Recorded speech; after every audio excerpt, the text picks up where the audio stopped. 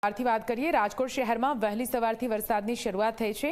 રાજકોટના Yagnik road, Gondal road, Kalavad road પર વરસાદ નોંધાયો। યુનિવર્સિટી રોડ સહિતના વિસ્તારોમાં પણ વરસાદ થઈ રહ્યો છે। યાજ્ઞિક રોડ રામકૃષ્ણ આશ્રમ પાસે પાણી ભરાયું હોવાની વિગતો છે।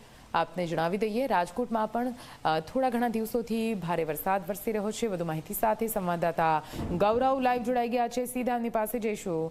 ગૌરવ, ખાસ કરીને રાજકોટના શહેરી વિસ્તારોની વાત કરવામાં આવે દર વખતે આ જ રહે છે કે વરસાદ આવે છે અને પારાવાર મુશ્કેલી લોકોને પડે છે કેમ કે પાલિકાએ પ્રી મોન્સૂન કામગીરી જે કરવી જોઈએ નથી કરતી। શું આ વખતે પણ એવું જ છે? કેવો વરસાદ ત્યાં પડી રહ્યો છે અને કયા પ્રકારની પરિસ્થિતિ રાજકોટમાંથી સામે આવી રહી છે? ગૌરવ,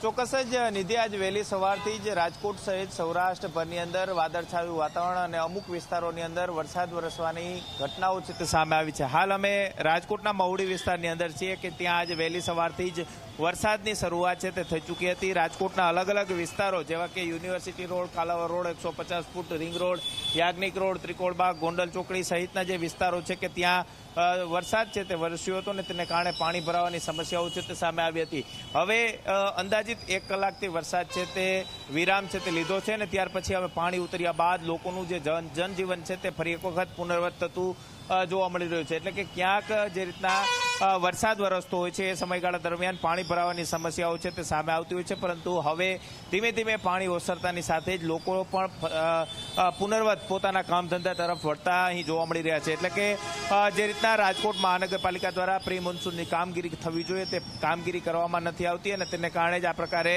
વરસાદ વરસતો હોય ત્યારે પાણી ભરાવાની સમસ્યાઓ છે તે સામે આવતી હોય છે।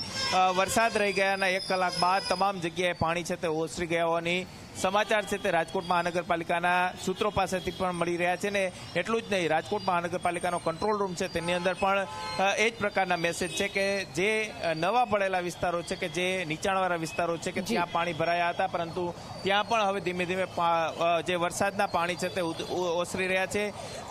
એક બાદ એક જે રીતના ગ્રામ્ય વિસ્તારો છે કે ત્યાં પણ વરસાદ વરસવાની જે સમસ્યાઓને કારણે ક્યાંક ખેતરોની અંદર પાણી ભરાયા તો ક્યાંક નીચાણવાળા વિસ્તારો છે કે ત્યાં પાણી ભરાવાની સમસ્યા સામે આવી હતી। માત્ર 1 ઇંચ જેટલો વરસાદ રાજકોટ શહેરની અંદર ગઈકાલે સાંજથી લઈને અત્યાર સુધીમાં વરસ્યો અને તેને કારણે નીચાણવાળા જે વિસ્તારો છે કે ત્યાં પાણી ભરાવાની સમસ્યાઓ છે તે સામે આવી હતી, પરંતુ રાજકોટ મહાનગરપાલિકાના અલગ અલગ વિભાગો છે કે તેમના દ્વારા પાણી ના જે ગટરના ઢાંકણા હોય તે ખોલી અને પાણી ઉતારવા માટેની પ્રક્રિયા છે તે હાથ ધરી દેવામાં આવી હતી અને અંદાજિત 1 કલાકની અંદર પાણી છે તે ઓસરી ચૂક્યા છે। જી નિધિ, બિલકુલથી આભાર પૂરી માહિતી માટે ગૌરવ। તો હાલ તો